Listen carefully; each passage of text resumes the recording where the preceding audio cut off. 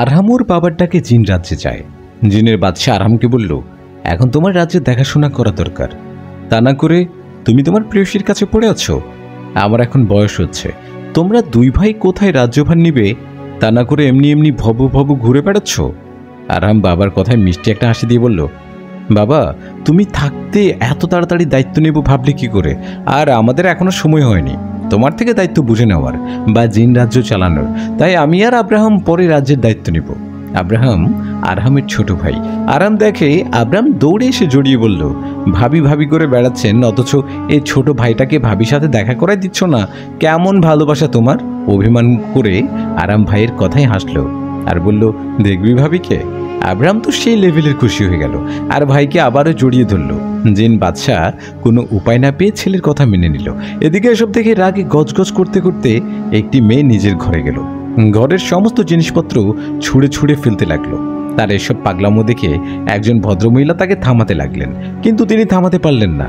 যখন অতিরিক্ত মাত্রায় পাগলামো বেড়েই গেল, ওই মেয়েটাকে সজোরে থাপ্পড় মারে ভদ্রমহিলাটি। মেয়েটা গালে হাত দিয়ে বলল, মা তুমি আমাকে মারলে। মহিলাটি বললেন, বেশ করেছি মেরেছি, এমন পাগলামো করছো কেন তুমি। মেয়েটি বলল, তুমি জানো না মা, আমি আরাম ভাইয়াকে কত ভালোবাসি, কিন্তু ওই নূর আলেমের জন্য ভাইয়া আমাকে পাত্তা দেয় না। ছোট থেকে কত অপেক্ষা করেছি, এই বুঝি ভাইয়া ওকে বলে আমার কাছে আসবে, কিন্তু আমার ধারণা ভুল। ওই মেয়েটার জন্য ভাইয়া আমাকে ভালোবাসে না। আমি বাজে জিন দিয়ে কত আক্রমণ করাইছি, কিন্তু প্রত্যেকবার আরহামের কারণে কোনো না কোনোভাবে আমার সমস্ত পরিকল্পনা নষ্ট হয়ে গেছে। এগুলো আমি কিভাবে সহ্য করব বলো। আমি পারবো না বাঁচতে আরাম ভাইয়াকে ছাড়া, আর সেখানে আরাম ভাইয়া ওই মেয়েটাকে ভালোবেসে বিয়ে করতে চাইছে। এগুলো আমি কিভাবে সহ্য করব বলে কেঁদে ওঠে। অন্য পাশের ভদ্র মহিলাটি মেয়েটাকে শান্ত করতে করতে বলল, সবসময় ধৈর্য নিয়ে কাজ করতে হয়। আনাম কুরাইশ সেখানে তুমি একদম অধৈর্য, এমন কারণে ফল পাওয়ার চাইতে লস হয়, জানো না? তোমার কি মনে হয় ওদের এসব কাজ আমি সহ্য করতে পারি? কখনো নয়, আমিও পারি না, কিন্তু ধৈর্য ধরে আসল জায়গায় থাকতে আঘাত করে এতে শত্রুপক্ষের হার নিশ্চিত থাকে। তাই অধৈর্য হয়ে কোনো কাজ করবে না, এতে বিপদ আরও বাড়বে। ঠান্ডা মাথায় পিছন থেকে আঘাত করতে শিখো, তবে কোনো ঝামেলা ছাড়াই সহজে তুমি সবাইকে সাহায্য করতে পারবে। আমি যেমন আরহামের মাকে সরিয়ে এই মহলের রাজত্ব করছি, ঠিক তেমনি ওই মেয়েটাকে সরিয়ে আমরা এই রাজ্যে রাজত্ব করব। আগে বিয়েটা হোক, তারপর আরহামের মায়ের মতো মেয়েটাকে সরিয়ে ফেললে আরহাম পাগল হয়ে যাবে। ঠিক তখন তুমি ওর পাশে দাঁড়াবে আর এই রাজ্যটা আমরা চালাবো আরহামকে হাতের মুঠোয় নিয়ে। মহিলাটির পরিকল্পনা শুনে মেয়েটার চোখের পানি মুছে আর দুজন মিলে অট্ট হাসিতে ফেটে পড়ে। এদিকে বাবার সাথে দেখা করে চাচা তো ফুপিকে আর বোন আনাম কুরাইশকে বিদায় দিয়ে নূর আলেমের বাসায় যাই। কিছুক্ষণ পর শিপু ওদের বাসায় আসে নূর আলেমের সাথে দেখা করতে, কিন্তু উপরে যেতেই আব্রাহামকে দেখতে পায় শিপু। আব্রাহাম শিপুর দিকে অদ্ভুতভাবে তাকিয়ে আছে। শিপু অত খেয়াল না করে সোজা উপরে নূর আলমের ঘরে যায়। নূর আলমদের বাড়িতে আসার পরেই হুমায়রা আবেদুল্লাহ খান আব্রাহাম আর আরামের সাথে কিছুক্ষণ গল্প করে। গল্প করা শেষ হতেই উনি নাস্তা রেডি করতে ব্যস্ত হয়ে যায়, আর এদিকে আরহাম আব্রাহামকে নূর আলমের ঘরে নিয়ে যায় দেখা করাতে। সবাই মিলে বেশ কিছুক্ষণ গল্প করে, তবে শিপু একটা জিনিস খেয়াল করে, আব্রাহাম বারবার ওর দিকে তাকাচ্ছে আর ওর চেহারায় অদ্ভুত রোশনি রয়েছে, যেটা অন্য কারো দিকে দেখেনিও। খাবার রেডি হওয়ার পর সবাই মিলে একসঙ্গে টেবিলে খেতে বসে, আর খাওয়ার সময় হুমায়রা খান দুজনকে ঘুরতে নিয়ে যাওয়ার কথা বলেন। শিপুর একটু আপত্তি থাকলেও পরে নূর আলমের কথায় রাজি হয়ে যায়। খাওয়া শেষে সবাই ঘোরার জন্য রেডি হয়ে গেলাম। আমরা ঘোরাঘুরি করে শিপুকে বাড়িতে নিয়ে যেই নামিয়ে বাসায় চলে আসি। আমি একটা জিনিস খেয়াল করলাম, আজ আব্রাহাম ভাইয়া শিপুর দিকে বারবার তাকাচ্ছিল। আমার আর বুঝতে বাকি রইল না যে আব্রাহাম ভাইয়া শিপুকে লাইক করেন। আমরা ঘোরাঘুরি করে শিপুকে বাড়িতে নামিয়ে বাসায় চলে আসি। বাসায় এসে নিজের রুমে নামাজ পড়ে ফোন দেখছিলাম। সেই সাথে শিপুর সঙ্গে কথা বলছিলাম। অন্যদিকে আরাম ভাইয়া আর আব্রাহাম ভাইয়ারা নিজেদের রুমে বসে গল্প করছিলেন। এমন সময় আব্বুর কণ্ঠ শুনে চমকে উঠে, পরে মনের ভুল ভেবে ফোনে মনোযোগ দেই। সেই সময় আব্বু ইউনিফর্ম পরিহিত হয়ে আমার রুমে সারপ্রাইজ দেয়। আমি আব্বুকে দেখে খুব খুশি হয়ে যাই। আমরা বেশ কিছুক্ষণ গল্প করলাম। আম্মু ডিনার তৈরি করে সবাইকে ডাক দিলেন। আমি, আরহাম ভাইয়া, আব্রাহাম ভাইয়া, আব্বু সবাই মিলে ডাইনিংয়ে গিয়ে বসলাম। খাওয়া দাওয়া শেষ করে আব্বু আমাকে ঘরে চলে যেতে বললেন। আমিও চুপচাপ খেয়ে রুমে চলে আসলাম। আম্মু, আব্বু, মুশারা খালা, আরাম ভাইয়া, আবরাম ভাইয়া একটা বিষয়ে আলোচনা করলেন আর আমাকে এক্ষুনি জানাতে মানা করলেন। একটু পর সবাই মিলে একসঙ্গে হেসে উঠলেন। আমি মনে মনে বললাম, কি এমন কথা যেটা আমার জানা যাবে না? কিন্তু সবাই কি জন্য এত হাসাহাসি করলো? যাই হোক, তাতে আমার কি, আমার কেউ জানাবে না আমাকে যেহেতু, আমিও জানতে চাই না। আর বলেই মুড অফ করে শিফুর সঙ্গে কথা বলতে লাগলাম। আসলে আরাম ভাইয়া, আবরাম ভাইয়া, আব্বু আম্মু, মুশারা খালা মিলে আমার আর আরাম ভাইয়ার এঙ্গেজমেন্ট করার জন্য পরামর্শ করছিলেন। সেই সাথে আমাকে যেন না জানানো হয় এই জন্য এমনভাবে হেসে ওঠেন। আলোচনা শেষ করে আব্বু আম্মু, আরাম ভাইয়া, মুশারা খালা সবাই যে যার নিজেদের রুমে চলে যায়। সবাই খুবই গেলে আবরাম ভাইয়া শিফুর রুমে যায়। সোফার উপরে পা তুলে বসে এক দৃষ্টিতে শিফুর দিকে তাকিয়ে থাকে আবরাম ভাইয়া, আর শিফু গভীর ঘুমে আচ্ছন্ন। আবরাম ভাইয়া সেই ঘুমন্ত পরীকে দেখতে ব্যস্ত যে তার ঘুম কেড়ে নিয়েছে। কিছু সময় থাকার পর আবরাম ভাইয়া নিজের রুমে চলে আসে। এদিকে আরহাম ভাইয়া আবরাম ভাইয়াকে খুঁজতে থাকে, কিন্তু বাড়ির কোথাও আবরাম ভাইয়াকে দেখতে না পেয়ে বুঝতে পারে কোথায় গেছেন তিনি। একটু পর আরহাম ভাইয়াও আমার রুমে আসে আর আমাকে গভীরভাবে পর্যবেক্ষণ করতে থাকে। উনি আমার এতটা কাছে যে ওনার প্রতিটা নিঃশ্বাস আমার মুখে আসে পড়ছে। আমি হুট করে তাকিয়ে আরহাম ভাইয়াকে দেখি ভয় পেয়ে চিল্লাতে যাই। ঠিক তখন আরহাম ভাইয়া আমার মুখ চেপে ধরলেন। আমি মুখ দিয়ে কিছুই বলতে পারছিলাম না, শুধু শব্দ করে যাচ্ছি। আরাম ভাইয়া বললেন, মুখ খুলতে পারি, তবে তুমি চিল্লাতে পারবে না। আমি মাথা ঝাঁকুনি দিয়ে হ্যাঁ জানালাম। তখন ভাইয়া আমাকে ছেড়ে দেয়। আমি অবাক হয়ে ভাইয়াকে বলি, আপনি এখানে কি করছেন? উনি বললেন, তোমাকে দেখতে এসেছি। আমি আবারও অবাক হয়ে জিজ্ঞেস করলাম, আমাকে আগে কখনো দেখেননি? উনি এসে বললেন, তোমাকে দেখার পর থেকে ঘুম হারাম হয়ে গেছে আমার।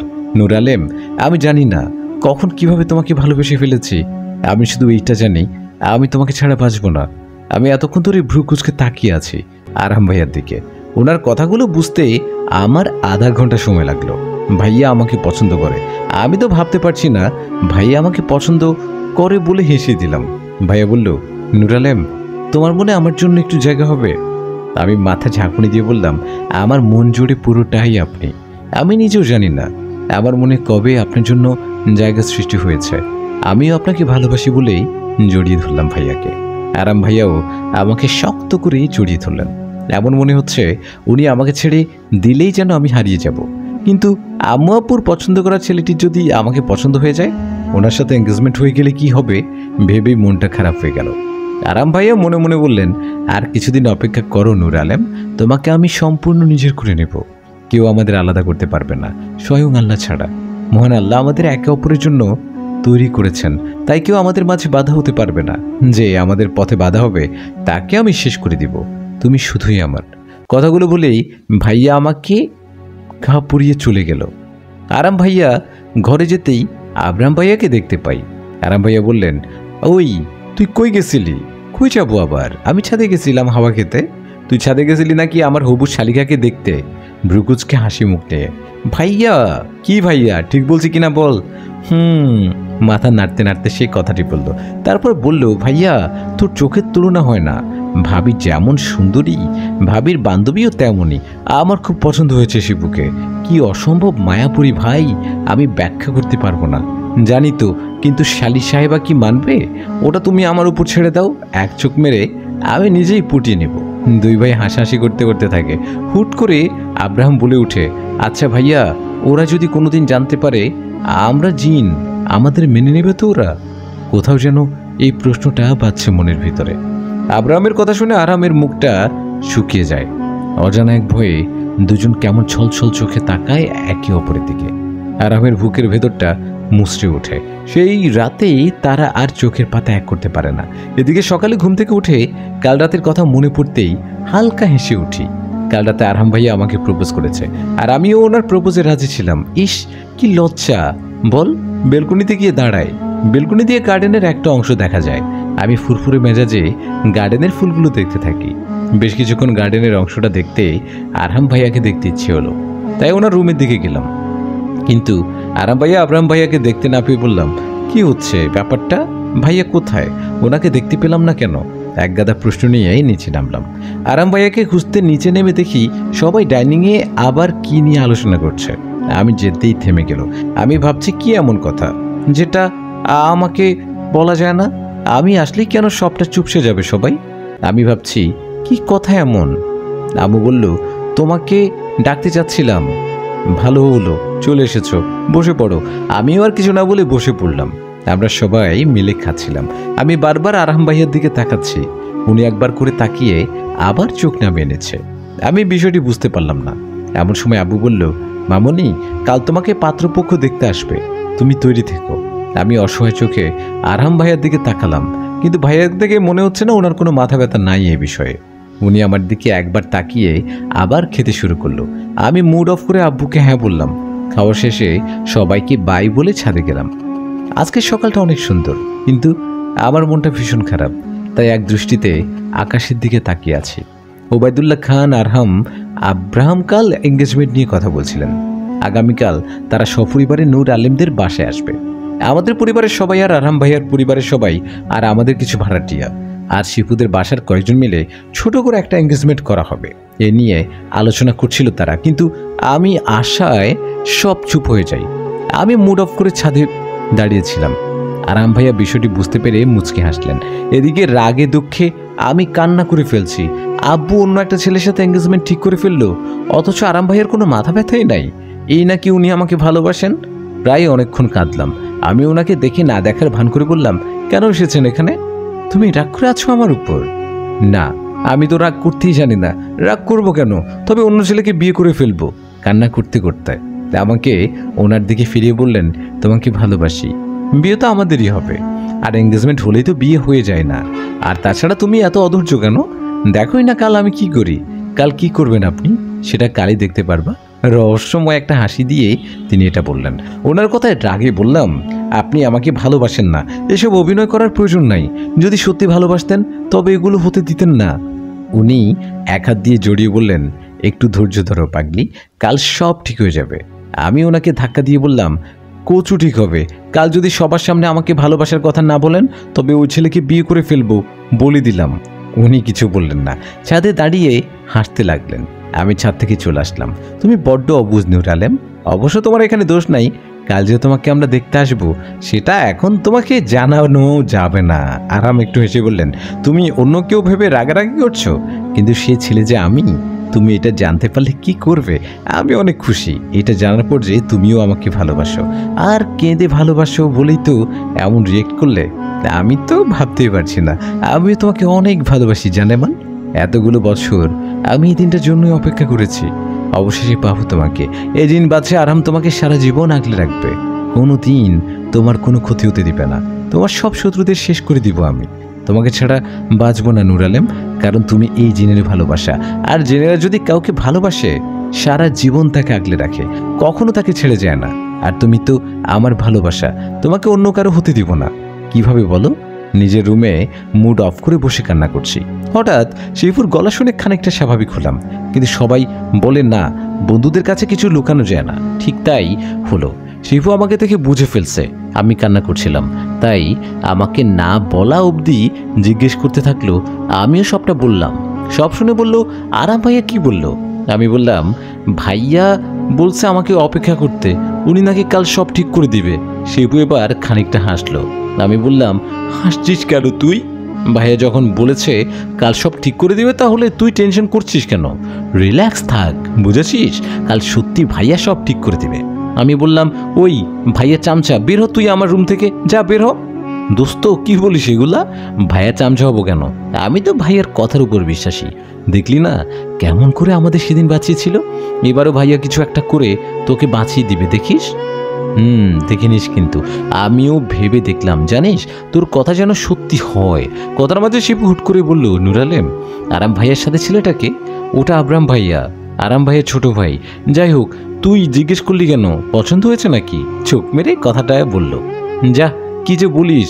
ছেলেটা বারবার তাকাচ্ছিল আমার দিকে, তাই বললাম আর কি।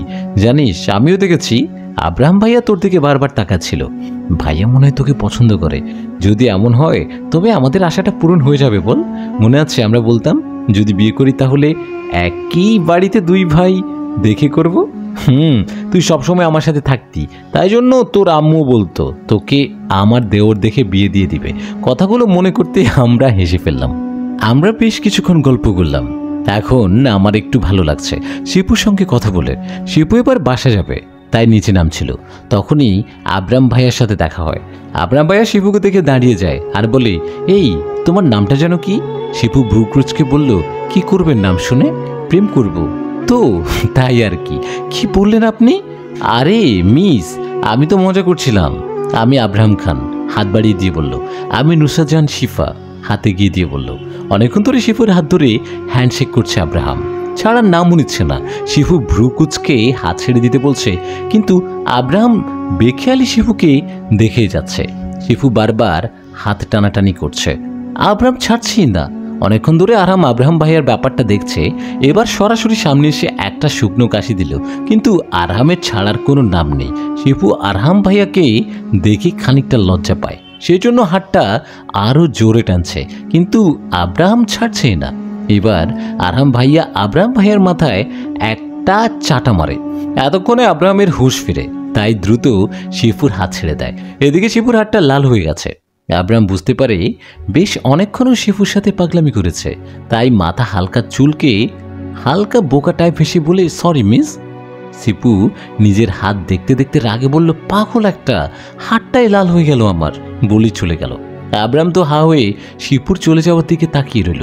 আরাম ভাইয়ের দিকে চোখ পড়তে বলল, ওই হাই হ্যালো বলছিলাম, একটু বলে বোকা বোকা টাইপ হাসলো। আরাম ভাইয়া আবারও চাটা মেরে বলল, হাই হ্যালো করছিলি তাই না? মেয়েটার হাত কতক্ষণ ধরে ধরেছিলি? দেখিনি আমি। মাথায় হাত বুলাতে বুলাতে, আসলে ভাই আমি বুঝতে পারিনি, ওকে দেখতে গিয়ে অন্য মনস্ক হয়ে হাত ধরেছিলাম, ছাড়তে ভুলে গেছি। হয়েছে হয়েছে, চল, কাল আবার আমার আর নূর আলমের এঙ্গেজমেন্ট, মনে আছে তো? বাবার ফুপিকে তো জানাতে হবে, এখন তাড়াতাড়ি চল। ভাই এঙ্গেজমেন্ট বুঝলাম, কিন্তু এত তাড়াতাড়ি কেন? মানে ভাবির তো এখন 18 বছরই পুরোনি। 18 বছর পুরোনি কে বললো তোকে? আর কিছুদিন পর পূর্বে, আর সেই জন্যই এঙ্গেজমেন্ট। আর 18 বছর পুরো হলেই তো বিয়ে করে ফেলতাম, কিন্তু এখনও পুরেনি। পুরেনি দেখেই এই ব্যবস্থা। বহু বছর এটার জন্য অপেক্ষা করেছি। অবশেষে সময় আগত। আমি আর ওর থেকে দূরে হারিয়ে থাকতে পারবো না। কেন জানি মনে হয় আমি ওকে হারিয়ে ফেলবো। তার জন্যই আঙ্কেল আন্টিকে বললাম এঙ্গেজমেন্টটা করিয়ে রাখতে। ভাই আমার মনে হয় আঙ্কেল আন্টি তোমাকে অনেক পছন্দ করেন। তুমি জিন হওয়া সত্ত্বেও তোমাকে অনায়াসে মেনে নিয়েছে। জানি না আমার শ্বশুরবাড়ি সবাই আমাকে মানবে নাকি মানবে না। হালকা হেসে, ওনারা তো আমাকে জামা হিসেবে অনেক আগে থেকে মানেন, কারণ ওনারা জানেন ওনার মেয়ের রক্ষা যদি কেউ করতে পারে তবে সেইটা এই জিন আরহামই। ভাই বাদশা বলো, কারণ বাবার পর ক্ষমতা তো তোমার, আর আমিও তো তোমার সহকারী, তাই না? আর আমার আব্রাহাম একে অপরকে জড়িয়ে ধরে। আমরা একসঙ্গে থাকলে কারো ক্ষমতা নেই আমাদের আলাদা করতে। আরাম ভাইয়া বলল, যাই হয়ে যাক না, যাই হয়ে যাক না কেন, কোনোদিন আমরা বিশ্বাস একসাথেই রাখবো। বিশ্বাস ভাঙিটা কিন্তু আমার, আর আমাকে অবিশ্বাস করিস না। আরাম ভাইয়া আর আব্রাহাম ভাইয়া একে অপরকে কথা দেয় আর আবারও জড়িয়ে ধরে। বিকালের দিকেই আরাম ভাইয়া জিন রাজ্যে যায়। সেখানে গিয়ে জিন বাদশা ইব্রাহিম খানের সঙ্গে সব আলোচনা করে। তিনি তো ভীষণ খুশি ওবায়দুল্লাহ খান নিজের কথা রেখেছে বলে। তিনি এই খুশির খবরে পুরো রাজ্যে জানায় দেয়।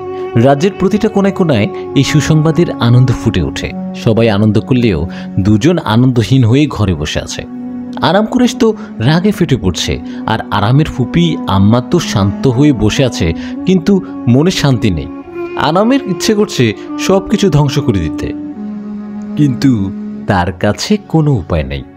জিন বাদশা ইব্রাহিম খান বোনকে ডেকে পাঠায়। হাজার বিরক্তি নিয়ে আরামের ফুপি আর বোন আরাম কুরেশ আসে। তাদেরকে জানিয়ে দেওয়া হয় কালকের ব্যাপারে, আর দায়িত্বস্বরূপ সব ঠিকঠাক করে রাখতে বলা হয়। জিন বাদশা তার স্ত্রী রেখে যাওয়া গলার মালা দুটো সঙ্গে নিতে বলেন। একটা আরামের জন্য আর আরেকটি আরামের বউয়ের জন্য, আব্রাহামের বউয়ের জন্য। বাবা তার ফুপুকে সব বুঝিয়ে আরহাম নূর আলেমদের বাসায় চলে যায়। আব্রাহাম আর যায়নি, একেবারে কাল সবার সঙ্গে যাবে। তাই আরহামও একেবারে কাল যেতে চেয়েছিল, কিন্তু নূরে আলেম আন্দাজ করতে পারে বলেই যেতে হয়। রাতে সবাই ডিনার করে যে যার রুমে ঘুমোতে যায়। ঘুম নেই শুধু নূর আলেমের চোখে। কাল কি হতে চলেছে? আরহাম ওকে বাঁচাতে পারবে তো? আর বাবা আমার আর আরহামের সম্পর্ক মেনে নিবে, নাকি কাল আমাকে সত্যি অন্য কারো বাগদত্তা হতে হবে? ভেবেই টেনশন করছিল। সে সময় আরহাম ওর রুমে আসে।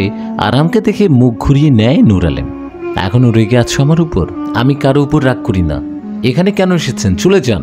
ছলো ছলো চোখে বলতে লাগলো। না আমি তো যাব না। আচ্ছা আমাকে কতটা ভালোবাসো আর আমাকে ভরসা করো নাকি না? না আমি কাউকে ভালোবাসি না আর কাউকে ভরসাও করি না, একদম কান্না করতে করতে। আরাম ভাইয়া জোর করে আমাকে জড়িয়ে ধরলেন। আমি নিজেকে ছাড়াতে চাইলাম, কিন্তু এই সুবিশাল দেহের শক্তির কাছে আমি কিছুই না। আমি জোরাজুরি করেও ছাড়াতে না পেরে হাল ছেড়ে দিলাম, আর আমার কান্নার শব্দ বেড়ে গেল। আরাম ভাইয়া মাথায় হাত বুলাতে লাগলেন আর বললেন, কাল সব ঠিক হয়ে যাবে। মাথায় হাত বুলানোর জন্য কিছুক্ষণ পর আমি ঘুমিয়ে যাই। আমাকে বিছানে শুয়ে দিয়ে পলকহীনভাবে দেখতে থাকে। নূর আলেম, তুমি এত অভিমানী কেন? জানো, তুমি একদম আমার আম্মুর মতো। আম্মু তো আমাকে ছেড়ে চলে গেছে, কিন্তু আমি তোমাকে কোথাও যেতে দিব না। আমি তোমাকে খুব ভালোবাসি, তোমাকে ছাড়া বাঁচতে পারবো না, আমাকে ছেড়ে যেও না কোনোদিন। এগুলো বলতে বলতে চোখের পানি ছেড়ে দিল আরাম। বেশ কিছুক্ষণ আরাম ভাইয়া আমার রুমে ছিল, তারপর নিজের রুমের উদ্দেশ্যে চলে গেল। সকালে ঘুম ভাঙে আমার, আর সেটাও মুশায়রা খালার মিষ্টিটাকে। ঘুম থেকে উঠে দেখি পুরো বাড়ি ভালো করে সাজানো। এত তাড়াতাড়ি এগুলো করলো কে? আম্মু আমাকে দেখে বলল, উঠে গেছো, ভালো হয়েছে। তোমার রুমে গিয়ে দেখো একটা লেহেঙ্গা রাখা আছে, জলদি ফ্রেশ হয়ে ওটা পরে নাও, একটু পর শিফা এসে তোমাকে সাজিয়ে দেবে। আমি বেশ কিছুক্ষণ মুড অফ করে সবার দিকে তাকালাম। সবাই কত ব্যস্ত। আম্মু আবারও বলল, দাঁড়িয়ে কেন তুমি? কথা কি কানে যাচ্ছে না? তাড়াতাড়ি রেডি হয়ে আসো, একটু পর তো সবাই চলে আসবে। আম্মুর কথা মতো রুমে চলে আসলাম। আরাম ভাইয়াকে কোথাও দেখতে না পেয়ে মনটা খারাপ হয়ে গেল। তারপরও বেডের উপর থেকে মিষ্টি কালার লেহেঙ্গাটা নিয়ে ওয়াশরুমে চলে গেলাম। ফ্রেশ হয়ে লেহেঙ্গাটা পরে ঘরে আসতে শিপুকে দেখতে পাই। আমার মতো লেহেঙ্গা, শুধু হালকা সোনালি কালারের। ওকে দারুণ লাগছিল। ওয়াও নূর, তোকে অনেক সুন্দর লাগছে, আই তোকে সাজিয়ে দেই, আয় তুই এদিকে আয়, না হলে আন্টি আবার বলবে আমরা গল্প করে সময় নষ্ট করে দিচ্ছি। সেই কথাটি বলছে। তোকেও অনেক সুন্দর লাগছে। আমরা হালকা মেকআপ করলাম আর সুন্দর দেখে জুয়েলারি পরে নিলাম। ওয়াও দোস্ত, তোকে দারুণ লাগছে। এবার জিজু দেখলে নিশ্চয়ই হার্ট ফেল করবে, বলে দিলাম। চল নিচে চল। আমি আর শিপু নিচে চলে গেলাম। আমার চোখ শুধু আরাম ভাইয়াকে খুঁজছিল, কিন্তু তিনি সেখানে ছিলেন না। ওনাকে দেখতে না পেয়ে মনটা খারাপ হয়ে গেল। সবাই অনেক আনন্দ করছিল, শুধু আমি বাদে। কিছুক্ষণ পর আরাম ভাইয়া, আবরাম ভাইয়া, একটা বয়স্ক লোক আর দুজন ভদ্রলোক, ভদ্রমহিলা গাড়ি থেকে নামলেন। তাদের সাথে অনেক সুন্দর করে একটা মেয়ে নামলো। সত্যি বলতে মেয়েটাকে দেখে আমার হিংসা হচ্ছিল। মেয়েটা শরীর থেকে আলো ছড়াচ্ছিল আর চোখ দুটো নীল রঙের ছিল। সব মিলিয়ে মাশাআল্লাহ। একটু আগে জানতে পারলাম আরাম ভাইয়াই পাত্রপক্ষ, আর বয়স্ক করে লোকটা ওনার বাবা। ভদ্রমহিলার ভদ্রলোকটি ওনার ফুপু আর ফুপা, আর সুন্দর করে মেয়েটা ওনার ফুপাতো বোন। দেখ, বলছিলাম না আরাম ভাইয়া কিছু একটা করবে? আমার কথা ঠিক হলো তো? আরাম ভাইয়াই পাত্র হলো তো? খামোকা টেনশন করছিলি বোকার মতো, বুদ্ধ কোথাকার। এতক্ষণে মুড অফ করে থাকলেও এখন আমার অনেকটা স্বস্তি হচ্ছে, অনেক বেশি আনন্দ লাগছে। আরাম ভাইয়া এই পাত্র, এইটা ভেবে। অন্যদিকে রাগ হচ্ছে এটা ভেবে যে আমাকে উনি মিথ্যা বললো কেন। এখন তো কিছুই বলতে পারছি না, কিন্তু পরে দেখে নেব। আমি আর শিফু দুই ভাইকে দেখতে ব্যস্ত হয়ে যাই। কি সুন্দর লাগছে ওদেরকে। আরাম ভাইয়া মিষ্টি কালারের শেরওয়ানি আর টুপি পরে আছেন, দারুণ লাগছে ওনাকে। আর আরাম ভাইয়ের সাথে আব্রাহাম ভাইয়াকে আজ অনেক সুন্দর লাগছে, নেভি ব্লু পাঞ্জাবি আর সাদা প্যান্ট। শিপু আব্রাহাম ভাইয়াকে পছন্দ না করলেও ওনার এই লুকে আজ নিশ্চয়ই ক্রাশ খেয়েছে। আমার আর আব্রাহাম ভাইয়ার এঙ্গেজমেন্টটা হয়ে যাওয়ার পর সবাই মিলে যাচ্ছিল এবং খাওয়ার টেবিলে যেই তারা খাচ্ছিল। এদিকে রাগে খাবার নাড়তে গিয়ে আমার ওড়নাটাই খাবার পড়ে যায়, তাই খাবারটা রেখে ওয়াশরুমে ওড়নাটা পরিষ্কার করতে যাই আমি। আমার রাগ লাগছে। এটা ভেবে সবাই জানতো আরাম ভাইয়াই পাত্র, অথচ আমাকে কেউ বললো না। কতটা টেনশন করেছি আমি এটা ভেবে যে আব্বু আরাম ভাইয়াকে মেনে নিবে কিনা, কিন্তু এখন জানতে পারলাম আব্বু সব জানতো, এই জন্য আমাকে জানায়নি। সেদিন সবাই এই কারণে হাসছিল। আমি যাওয়াতেই সবার হাসি থেমে গিয়েছিল। ওনাটা পরিষ্কার করে ওয়াশরুম থেকে বের হতেই একজন আমার হাতটা টেনে একটা রুমে নিয়ে যায়। আমি খুব ভালো করেই জানি এটা আরহাম ভাইয়া। আমি হাতটা ছাড়িয়ে নিলাম। আমার এমন আচরণে আরহাম ভাইয়া বুঝতে পারলেন আমার এমন করার কারণ। আমি চলে আসতেই আরাম ভাইয়া আমার হাতটা ধরে নেয়, আমাকে নিজের আরও কাছে নিয়ে আসে। তারপর বলেন, আমরা সবাই তোমাকে সারপ্রাইজ করতে চাইছিলাম, আর আমাদের ব্যাপারটা সবাই জানে, তাই তারাও দেরি করতে চায়নি। আর আমরা সবাই মিলে প্ল্যান করছিলাম তোমাকে এই ব্যাপারে জানাবো না, তাই সবাইকে মানা করেছি। সরি জান। আমি তো অবাক হয়ে যাই এটা ভেবে যে সবাই কিভাবে আমাদের ব্যাপারটা জানলো, আর সবাই আপনাকে মেনে নিল। মেনে নিবে না কেন? আমি ছেলে হিসেবে কি খারাপ নাকি? আপনি মিথ্যাবাদী, এই জন্যই আপনি আমাকে ভরসা করতে বলেছিলেন, তাই না? আর আমাকে টেনশন দেওয়ার জন্য শাস্তি তো আপনাকে পেতে হবে। আমি এখনই সবাইকে গিয়ে বলবো আমি এই বিয়ে করব না, আর এঙ্গেজমেন্ট রিংটাও ফেরত দিয়ে দিব। বলেই পা বাড়াতেই উনি হাত ধরে থামিয়ে দেয় আর আমার ঠোঁটে ঠোঁট ডুবিয়ে দেয়। আমি ওনাকে ঠেলে সরাতে লাগলাম, কিন্তু আমি কিছুতেই সরাতে পারছিলাম না ওনাকে। আমি শেষে হাত পা ছড়াছড়ি থামিয়ে দিই। বেশ কিছুক্ষণ পর আমাকে ছেড়ে দেন উনি। সরি জান, আদুরে কণ্ঠে বললেন, আমরা সবাই তোমাকে সত্যি সারপ্রাইজ দিতে চেয়েছিলাম, কিন্তু ভাবতে পারিনি সারপ্রাইজ দিতে গিয়ে তুমি হার্ট হয়ে যাবে। একদম। ওনার কাণ্ডে আমার হাসি পাচ্ছিল। ওনার গলা জড়িয়ে বললাম, আচ্ছা ঠিক আছে, এতবার সরি বলতে হবে না, আর এমনিতেও আমি বেশিক্ষণ রেগে থাকতে পারি না। আমাদের এমনভাবে দেখে আনাম কুরাইশ রাগে নিয়ন্ত্রণ হারিয়ে ফেলে। রাগের মাথায় তড়িঘড়ি করে বের হতেই আদ্র ভাইয়ার সাথে ধাক্কা লাগে। আদ্র ভাইয়া আমাদের ভাড়াটিয়া, নিচের একতলা পুরোটাই ওনাদের কাছে ভাড়া দেওয়া আছে। আনাম কুরাইশকে দেখে আদ্র ভাইয়ার ভালো লেগে যায়। আদ্র ভাইয়ার মনে হচ্ছে কোনো পুরি আকাশ থেকে নেমে এসেছে। সরি মিস, আমি আসলে বুঝতে পারিনি। আপনার লাগেনি তো? চোখ কোথায় রেখে হাঁটেন? সামনে দিয়ে কেউ আসছে দেখেও এভাবে বেখেয়ালি হাঁটছিলেন কেন? নাকি ইচ্ছে করে ধাক্কা মারলেন? রেগে? দেখুন, আপনি কিন্তু রাগে অন্যমনস্ক হয়ে হাঁটছিলেন। তারপরও আমি সরি বলেছি। যেহেতু ধাক্কাটা আমার সাথে লাগলো তাই আমি আবারও সরি বলছি। আনাম কুরাইশ আবারও রেগে গেল। এবার তারপরও অনেকটা শান্ত হয়ে বলল, আচ্ছা আচ্ছা ঠিক আছে, সরি বলতে হবে না, আপনি এবার থেকে দেখে হাঁটবেন। আর সরি। আনাম কুরাইশ সরি বলে চলে যায়। প্রথম দেখায় আনাম কুরাইশের উপর ফিদা হয়ে যায় আদ্র ভাইয়া। ছোট থেকে আমাকে আর শিবুকে বোনের মতো স্নেহ করত। অনেক আগে থেকে ওনারা আমাদের বাসে ভাড়া থাকতেন। এদিকে আবরাম ভাইয়ার উপর ক্রাশ খেয়ে ফেলে শিপু। অথচ আবরাম ভাইয়ার সামনে তো প্রকাশ করতে চায় না শিপু, কারণটা ভালো করে জানি আমি। আবরাম ভাইয়া এটা জানলে পাগলামি করবে, সেই সাথে অনেক জ্বালাবে। সে রিস্ক নিতে চায় না শিপু। আব্বু ছুটি অল্প দিনের, তাই এবার আব্বুকে তাড়াতাড়ি চলে যেতে হবে। এরপরে ছুটিতে আমার আর আবরাম ভাইয়ের বিয়ের ডেট ঠিক করে রাখতে চায় আব্বু। সবাই মিলে আলোচনা করলো। আজ থেকে ঠিক 1.5 মাস পর আমাদের বিয়ের ডেটটা ফিক্সড করা হয়। অনুষ্ঠান মিটে গেলে আরহাম ভাই আর আব্বু আমার সাথে দেখা করে একটা উপহার দিয়ে যায়। আমি উপহারটা খুলে দেখিনি। আরাম ভাইয়ার ফুপি মনি ও আমাদের সঙ্গে দেখা করতে আসে। ওনার চেহারা অদ্ভুত লাগছিল। আমরা অনাকাঙ্ক্ষিত জিনিস পেলে যেমন খুশি হই একদম তেমনই। আর অন্যদিকে ওনার মেয়েকে দেখে মনে হচ্ছে কোনো বিষয়ে প্রচুর রেগে আছে। অবশেষে সবাইকে বিদায় করে আমাদের রিলেটিভরা সবাই যে যার বাসায় চলে যায়। শুধু শিপু থেকে যায় আমার কাছে। রাতে আমি আর শিপু গল্প করছিলাম। এমন সময় শিপু বলল, জানিস নূর, আমি আগে থেকে আন্দাজ করছিলাম বরটা আরাম ভাইয়াই হবে।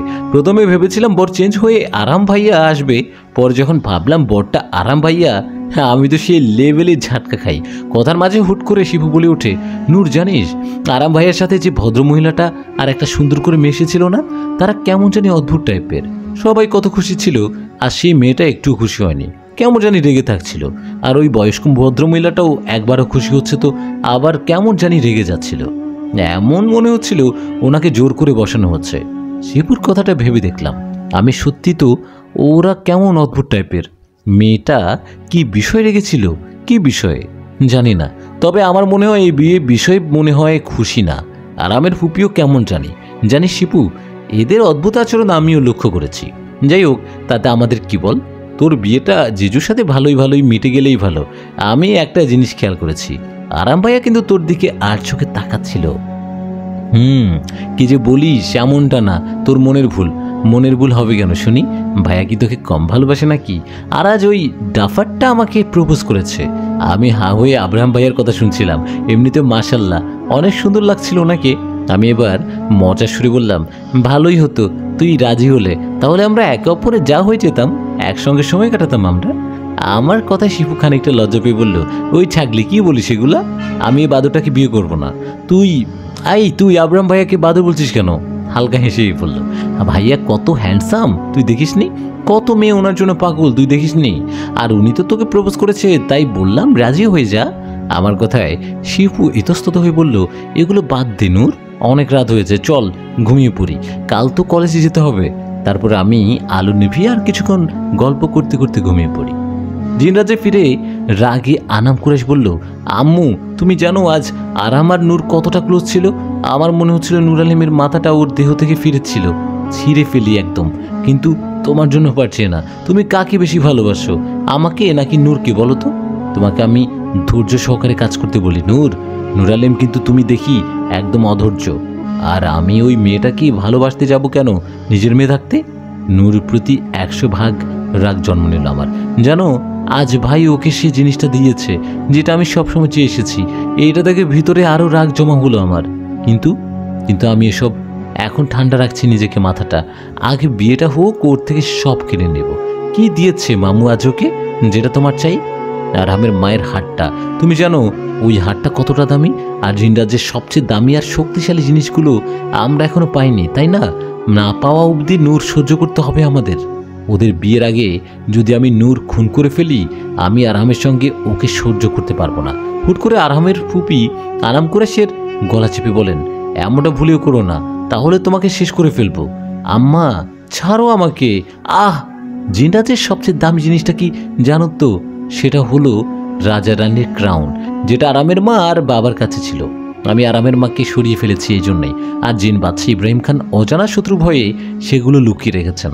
আর উনি এই সিদ্ধান্ত নিয়েছেন যে এই রাজ্যের রাজা রানী হিসেবে নূর আর আরামের অভিষেক করানোর সময় ওদেরকে পড়ানো হবে। আর ওদের কাছ থেকে কিভাবে সেগুলো আদায় করতে হয় জানা আছে আমার। দরকার পড়লে নূরকে সরিয়ে ফেলবো আমি। নূরের শোকে আরহাম দায়িত্ব থেকে পদত্যাগ করতে বাধ্য হবে। তখন আব্রাহামকে বশ করে ওটা আদায় করব আমি। বুঝেছো? আরহাম অনেক শক্তিশালী। ওকে মারা বা বশ করার শক্তি বা ক্ষমতা আমাদের কারণ নাই। এজন্যই জিন বাদশা খুব তাড়াতাড়ি আর আমার নূর আলেমকে এই রাজায় এই জন্যই জিন বাদশা খুব তাড়াতাড়ি আর আমার নূর আলেমকে এই রাজ্যের রাজা রানী হিসেবে অভিষেক করতে চায়। কিন্তু আরামকেও দুর্বলতা দিয়ে ওকে আঘাত করলে ও পরাস্ত হতে বাধ্য হবে। আর আরামকে পাওয়ার আশা ভুলে যাও তুমি, কারণ আরাম পদত্যাগ করলে আব্রাহামের সঙ্গে তোমার বিয়ে দিব আমি। তাহলে ক্রাউনটা তোমার হাতে যাবে, আর তোমার হাতে যাওয়া মানেই আমার হাতে আসা। বলেই রহস্যময় হাসলেন উনি। আরামকে ভুলতে পারবো না আমি। আর আম্মু, তুমি আমার গলা টিপতে পারলে? কেউ নিজের মেয়ের গলা এইভাবে টিপতে পারে বলে আমার মনে হচ্ছে না। সামিরা বেগম হঠাৎ চমকে উঠলেন। নিজের মেয়ে না কথাটা শুনে আর আদরে অনুতপ্ত ভঙ্গিতে আনাম কুরাইশকে আদর করতে লাগলেন।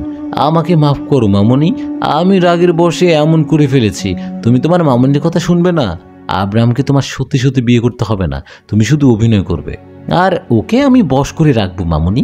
যখন আরামের কাছে নূর থাকবে না, তখন তুমি ওকে নিজের করে নিও। বলেই মিথ্যে হাসলো। আরাম সামিরা বেগমের কথায় সায় দিল আর প্ল্যানগুলো আয়ত্ত করে নিল। কিন্তু নূর আলেমের প্রতি তার রাগ দ্বিগুণ হলো। আরাম মনে মনে বলল, আজ তোর জন্য আমার আম্মু আমার গায়ে হাত তুলেছে, তোকে আমি সহজে ছাড়বো না নূর আলেম। সামিরা বেগমকে হুট করে বলল, আরাম ভাইয়ার মাকে তুমি তো এখনো মারতে পারোনি, ওনাকে আটকে রেখেছো পাতালপুরিতে। কিন্তু কেন আম্মু? ওকে এত সহজে মারবো না আমি। ওর সামনে এই রাজ্যটা ওর ছেলেদের এমন অবস্থা করব যে নিজে এই আঘাত সহ্য করতে না পেরে বাঁচার আশা ছেড়ে দেবে। আর আমি আরহামের ফুপি না, আমি তো আরহামের খালা, তবে নিজের না। ওর মায়ের জন্য আমি সব হারিয়েছি, আমার মা বাবা, ভালোবাসা, আরও অনেক কিছু। তাই ওকে সরিয়ে দেখেছি আমি পাতালপুরিতে নিজের প্রতিশোধ নিতে। আর ওর সব সুখের ভাগ বসাচ্ছি। ওকে সরিয়ে আমি এই রাজ্যটা চালাচ্ছি। আরহাম আর আব্রাহামের চোখের মনি হয়ে আছে। আর ইব্রাহিম ভাইয়ার সঙ্গে থেকে ওনাকে ঠকাচ্ছি। ওরা যে অন্যায় করেছিল আমার সঙ্গে সঙ্গে সুদে আসলে শাস্তি দিব আমি ওদের। আর এই রাজ্যের অধিকারী হব বলেই হাসতে থাকেন। আরাম চিনতে পারছে না তার মাকে। এইরকম তো ছিল না আম্মু। আমার আম্মুর ভিতরে এত রাগ, এত নিষ্ঠুরতা তাও সবার জন্য ভাবতে পারছে না। সামিরা বেগম মনে মনে ভাবছে, নিজের স্বামীকে মানতে পারি না। আর তুই তো আমার কেউ না, তোকে কুড়িয়ে পেয়েছিলাম তখন তুই খুব ছোট ছিলি, তাই তোকে মানুষ করেছি। পরে আমার প্রতিশোধের কাজে লাগবে বলে যখন আমার কাজ শেষ হয়ে যাবে, তখন তোকে তোর উত্তম প্রতিদান দিয়ে বিদায় করব এই দুনিয়া থেকে, ভেবেই মনে মনে হাসলেন।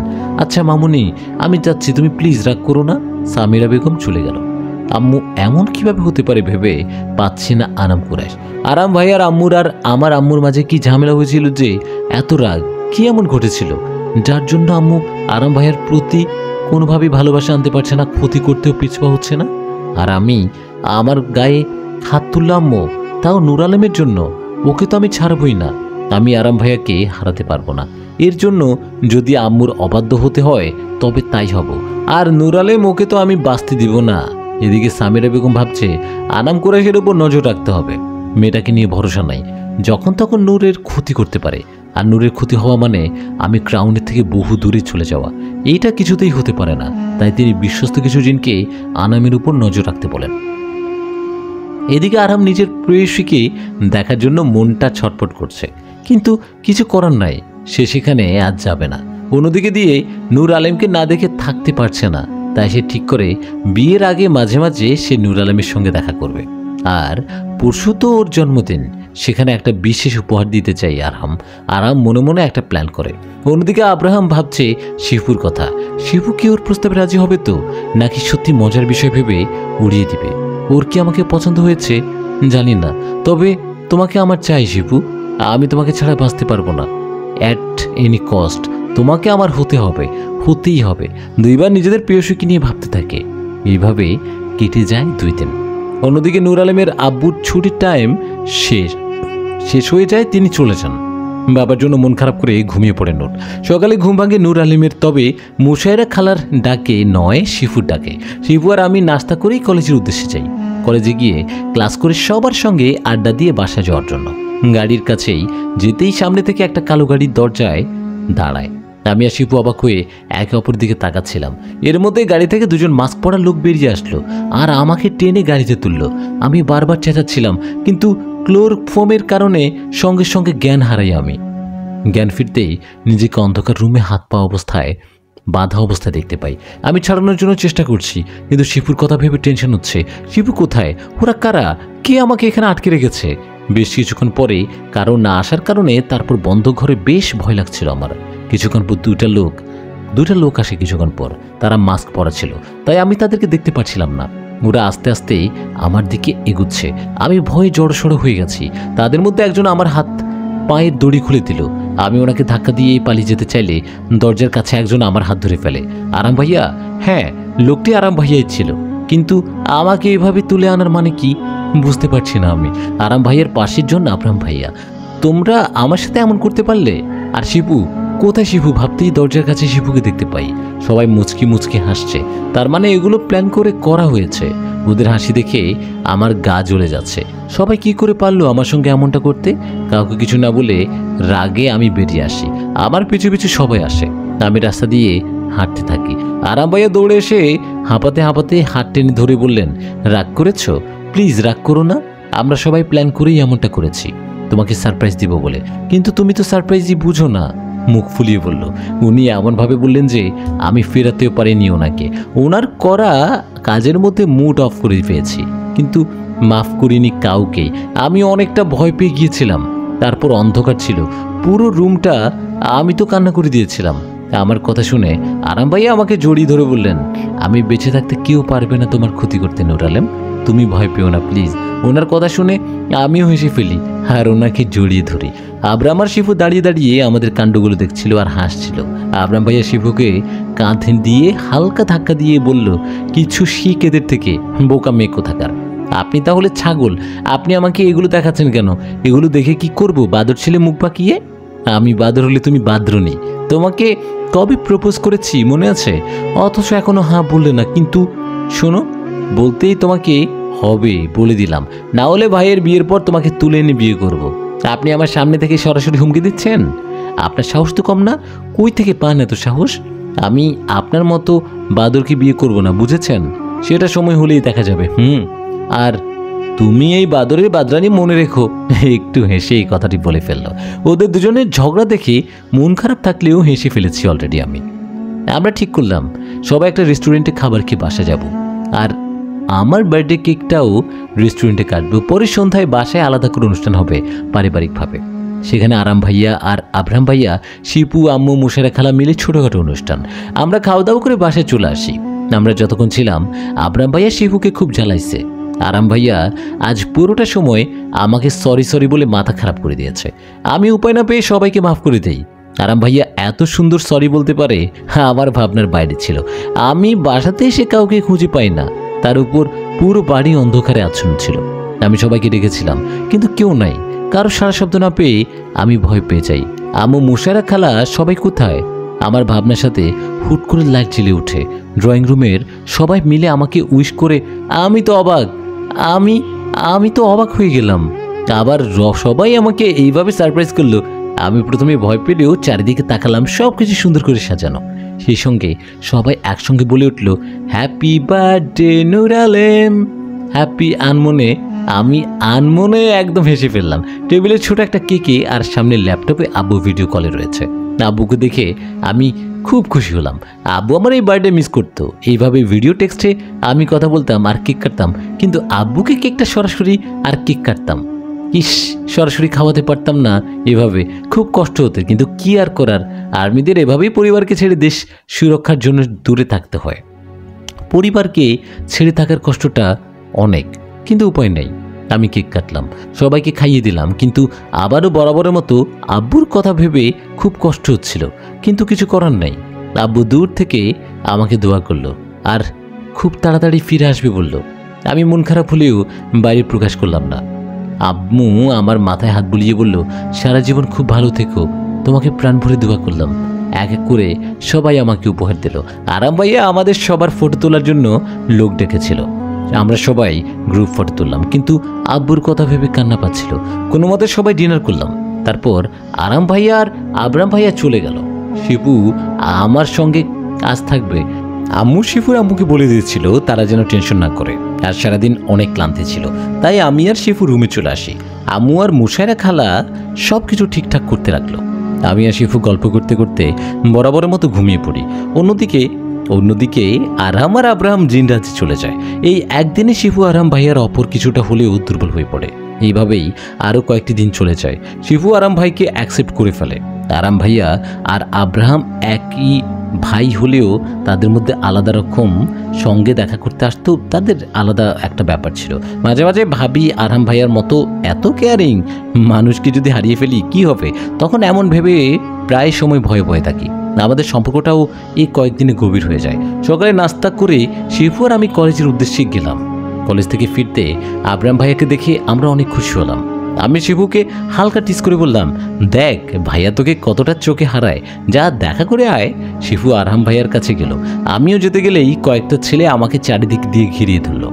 আমি সাইড দিতে বলে চলে যেতে গেলেই ওদের মধ্যে একজন আমার হাত ধরে নেয়, আর এর জেরেই ধরে যে মনে হচ্ছে আমার হাতটাই ভেঙে যাবে। আমি বারবার হাতটা ছাড়তে বলছি, কিন্তু লোকটার কথা কানে যাচ্ছে না। আমি কান্না করে দিয়েছি পর্যন্ত, আবার হাতটা ভেঙেই গেছে মনে হয়। হঠাৎ করেই আব্রাহাম ভাই এসে বলল, মেয়েটাকে ছেড়ে দিন বড় ভাই। তুই কে রে? তোর কথা শুনতে হবে, আমাকে আমার কাজ করতে দে। এই মেয়েটাকে তুলে নিয়ে যাওয়ার অনুমতি আছে আমাদের কাছে। বড় ভাই ছেড়ে দেও, না হলে খুব পস্তাবে বলে দিলাম। হেসেই বলল কথাটা। ছাড়বো না, কি করবি তুই? আব্রাহাম ভাইয়া লোকটির হাত এমনভাবে ধরল যে লোকটা আমার হাত ছেড়ে দিল। আমার হাত পুরোটা লাল হয়ে গেছে, এমনি ফোঁসাও পড়ে গেছে। হাতের ব্যথায় আমি এখনো ফুপিয়ে কান্না করছি। কে এই লোক, আর এইভাবে আমাকে আঘাত করলো কেন, এটা ভেবে আরও কান্না পাচ্ছে। আব্রাহাম ভাইয়া আমাকে বলল, ভাবি আপনি যান, আমি এদের দেখছি। আমি চুপচাপ শিপুর পাশে দাঁড়ালাম। আব্রাহাম ভাইয়া ওদেরকে ভালোই সাহায্য করছিল, কিন্তু আমার হাত ধরেছিল ওই লোকটা ভাইয়াকে পিছন থেকে আঘাত করে। ভাইয়া মাটিতে পড়ে গেল। আমি আর শিপু ভাইয়া দৌড়ে ভাইয়ার কাছে গেলাম। আমরা প্রায় কান্না করতে করতে ভাইয়াকে ডাকতে থাকি। সব আমার জন্য হচ্ছে। আব্রাহাম ভাইয়া আজ আমার জন্য মার খেলো, ভেবেই খারাপ লাগছিল। ওদের মধ্যে এই লোকটি আবারও আমার চুলের মুঠি ধরে দাঁড় করায়, আর আবারও হাত ধরে গাড়িতে উঠায়। আমি কান্না করতে করতে ভাইয়াকে ডাকি। এদিকে শিপু আব্রাহাম ভাইয়ার কি করবে আর আমাকে কিভাবে বাঁচাবে ভেবে পাচ্ছে না। ও আমার মতো কান্না করতে থাকে। শিপু ফোন বের করে আরাম ভাইয়াকে ফোন দিয়ে সব ঘটনা বলে। আরাম ভাইয়া সব শুনে রক্তচক্ষু নিয়ে সেই জায়গায় পৌঁছে আর কাউকে ফোন করে বলে দেয় আসতে, আর আব্রাহাম ভাইয়াকে ডক্টরের কাছে নিয়ে যেতে। জিন রাজ্যে নিয়ে গেলে শিপুর শান্তি হবে, আর তাছাড়া এখন শিপুর ওর পাশে থাকা প্রয়োজন। আরাম ভাইয়া একটা জিনিস কিছুতেই মেলাতে পারছে না, কোনো সাধারণ মানুষের পক্ষে এভাবেই জিনকে মারা সম্ভব না। সে সঙ্গে জিন যদি হয় রাজ্যের প্রিন্স, তাহলে এরা কারা, আর নূর আলমকে কেন তুলে নিয়ে গেল, আর এরা কোনো গোত্রের জিন? এগুলো সে কিছুই মেলাতে পারছে না। কিন্তু এখন কি হবে? এরা নিশ্চয়ই তাদের বিপক্ষে দলের কাজ, কিন্তু তারা নূর আলমের খোঁজ কিভাবে পেল? ওরা নূরের কোনো ক্ষতি করবে না তো ভেবেই আরাম ভাইয়ার হাত পা কাঁপতে লাগলো, আর রাগের চোখ আগুন হয়ে গেল। সে তার শক্তি প্রয়োগ করে জিন রাজ্যের কোথায় নূর সেটা দেখে নিল। যেহেতু আরাম সব জিনদের মধ্যে সবচেয়ে শক্তিশালী, তাই সে সহজেই জানতে পেরে গেল নূরকে জিন রাজ্যে রাখা হয়েছে, মানে এটা কোনো শয়তান জিনদের কাজ। এটা বুঝতে আর বাকি রইল না তার। তাই তাড়াতাড়ি সময় নষ্ট না করে শিবুকে আব্রাহামের খেয়াল রাখতে বলে চলে গেল। একটা অন্ধকার করে হাত মুখ বাঁধা অবস্থায় ফেলে রাখা হয়েছে আমাকে। আমি স্পষ্ট কিছু কথা শুনতে পেলাম পাশের রুমে, একটা মেয়ের কণ্ঠ এটা। কিন্তু কে মেয়ে যে আমাকে মারতে চায়? আর আমি কি ক্ষতি করেছি এদের? এরাই বা কারা ভেবে চলেছি ওরা আমাকে মেরে ফেলবে? আমি কি করব? আমি কিছুই দেখতে পাচ্ছি না, কিন্তু বুঝতে পারছি মেয়েটা ওদেরকে বকছে, আমাকে এখনো মারেনি। তাই লোকগুলো মেয়েটাকে বলল আজই ওর দিন শেষ। আমি এটা শুনে ভয়ে কাঁপতে লাগলাম। মুহূর্তের মৃত্যুর ভয় হতে শুরু হয়ে গেল। লোকগুলো খুব সাংঘাতিক, আমাকে মেরে ফেলবে। আমি লাস্টবারের মতো আরাম ভাইয়া আব্বু আম্মুর সঙ্গে কথা বলতে পারবো না ভাবতেই চোখ থেকে ঝরঝর করে পানি পড়বে শুরু করে দিয়েছে। আমার কি হবে এবার? কে বাঁচাবে আমাকে? এর মধ্যে লোকগুলো এখানে চলে আসে আর আমার চোখের কাপড় খুলে দেয়, কিন্তু মুখেরটা এখনো রেখেছে যাতে চেঁচাতে না পারি। তা আমি কি করব না ভেবে কান্না করতে করতে মাথা ঝুঁকিয়ে বলতে লাগলাম, আমাকে মেরো না। কিন্তু ওরা অমানুষ, আমার কোনো কথা না শুনে তলোয়ার আনতে বলে। তলোয়ারের কথা শুনে ভয়ে আমার আত্মা শুকিয়ে গেছে। আমি কিছুই বলতে পারছিলাম না, শুধু দেখে যাচ্ছিলাম, কিন্তু কেউ আমার কথা শুনতে পারছে না। ওই মেয়েটাকেও দেখতে পাচ্ছি না যে আমাকে মারতে চায়, নিশ্চয় চলে গেছে। এবার আমি কি করে জানবো কেন সে আমাকে মারতে চায়? এর মধ্যে একটা লোক তলোয়ার নিয়ে আনলো আর আমার দিকে আসতে লাগলো। আমার আর বাঁচার সম্ভাবনা নাই, আমি এবার নিশ্চয়ই মরে যাব। তাই আল্লাহর নাম নিয়ে চোখ বন্ধ করে ফেলি আর কালেমা পড়তে থাকি। দেখতে ভয়ঙ্কর লোকটি তলোয়ার নিয়ে আঘাত করবে, ঠিক এমন সময় আরাম ভাইয়া হুঙ্কার দিয়ে এখানে চলে আসে।